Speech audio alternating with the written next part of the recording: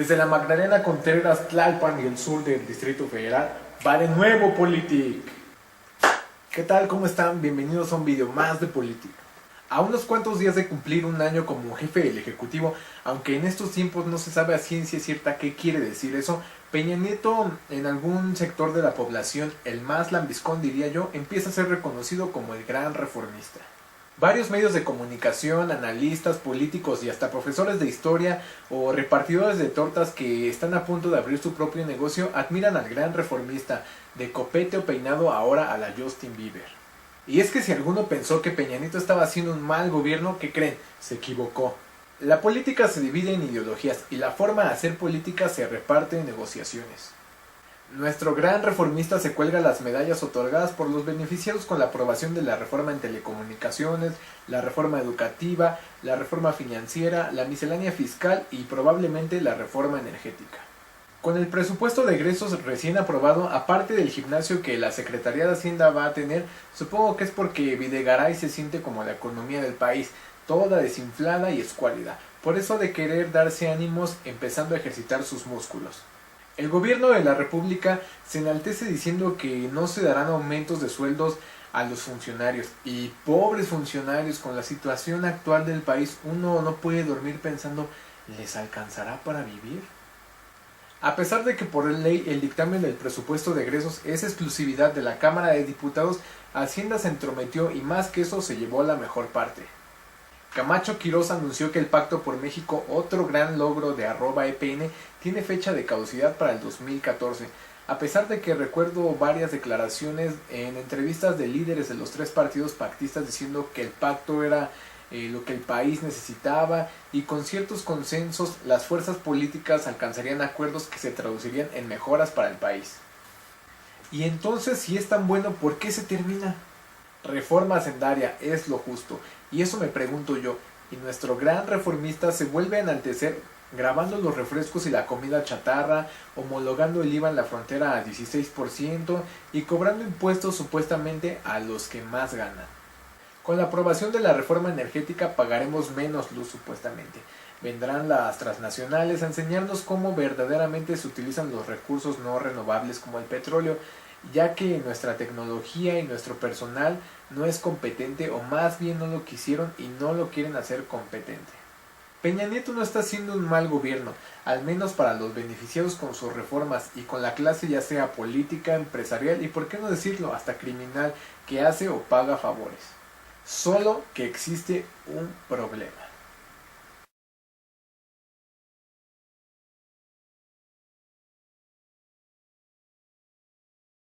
Un día después de aquel 1 de diciembre represivo, Peña Nieto inauguró lo que hasta ahora conocemos como Pacto por México, junto con los tres partidos con más fuerza dentro del país, el PRI, el PAN y cierto sector del PRD.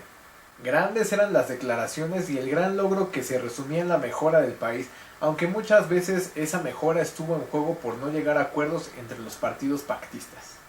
Varias de las reformas que ahora enaltecen a Peña Nieto vienen de la mano del Pacto por México, como la de telecomunicaciones, que en su momento sorprendió porque supuestamente acabaría con los monopolios, en especial con Televisa y con TV Azteca. Aunque ahora todas esas grandezas ahora están resumidas en las reformas secundarias que aún no se conocen a ciencia cierta y sobre todo que pasando por alto que la reforma indicaba que a más tardar las leyes secundarias tendrían que estar el 9 de diciembre, los legisladores recorrieron la discusión hasta febrero del 2014. Pues bien, ese pacto, ese gran pacto, ahora podría terminarse para 2014. ¿Y por qué se terminaría? Pues bien, hay declaraciones de que la reforma energética podría aprobarse antes del 2013.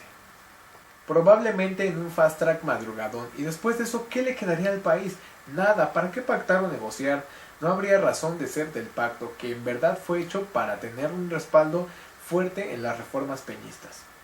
Así llegaría a su fin el pacto y el país. Peña Nieto puede aguantar otros 5 años de mentadas de madre por Twitter y después nos diría quédense con su mugroso país. En lo que corresponde a la reforma hacendaria, el gobierno federal se enaltece porque según es lo justo.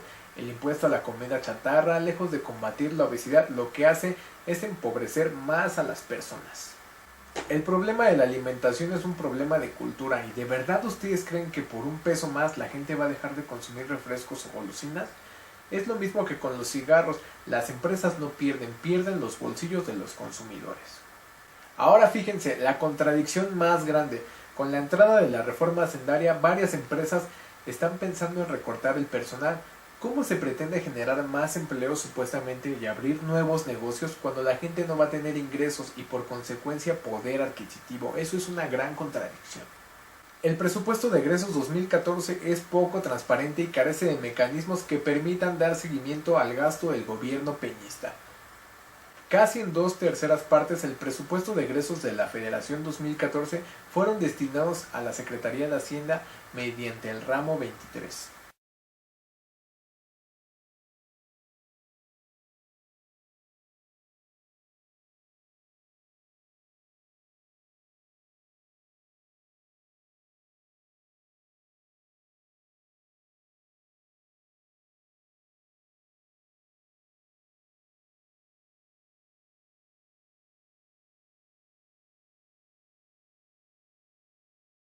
Por ejemplo, 3.000 millones para el Fondo de Capitalidad del Distrito Federal. Recordemos que este fondo fue creado para sanar las pérdidas que supuestamente dejan las marchas en el Distrito Federal. Aunque la solución no está en un fondo de capitalidad, sino en resolver las demandas de los manifestantes que están y que salen a protestar a la calle. Resolviendo las demandas de quienes salen a protestar, se ahorrarían esos 3.000 millones. Así de fácil.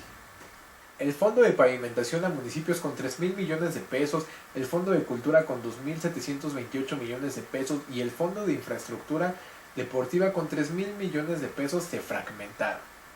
Sí, se fragmentaron en todos los municipios y demarcaciones, creando una bolsa diseñada para ser negociada y repartida entre cada uno de los diputados, dejando en duda cómo se administrarán los recursos. Esto lo detalló la revista Proceso en su edición reciente. A diferencia del ejercicio del 2013, cuando el Fondo de Cultura era manejado por Conaculta como debería de ser, o el Fondo de Infraestructura Deportiva por la SEP, ahora serán administrados directamente por la Secretaría de Hacienda y Crédito Público, lo cual se puede llegar a sospechar en desvíos de recursos o corrupción. Ahora ni qué decir del recorte del presupuesto para Pemex y la CFE, una señal directa de que sí va a haber privatización. Privatización. El gran reformista entonces ahora se convierte en el gran rebromista. Y ahora con la llegada de un nuevo partido como lo es Morena y haciendo de un lado a los chuchos del PRD, la situación y las condiciones están más que puestas para una verdadera unificación de las izquierdas. Y en esa lógica poder hacer frente realmente al reformista, que vendiendo Pemex pasaría a ser en corto plazo un visionario, pero en el largo plazo un vendepatrias, donde ya no existiría la vuelta atrás, sino el mismo comentario de siempre: lo decían y ve lo que pasó. Compadres, pues esto es todo por el video de Politic de esta semana. Muchas gracias por verlo, muchas gracias por sus retweets, muchas gracias por sus comentarios, muchas gracias por todo, muchas gracias hasta por no verlo. Es todo por el video de esta semana, nos vemos la próxima y ya saben, sigan viendo Politic.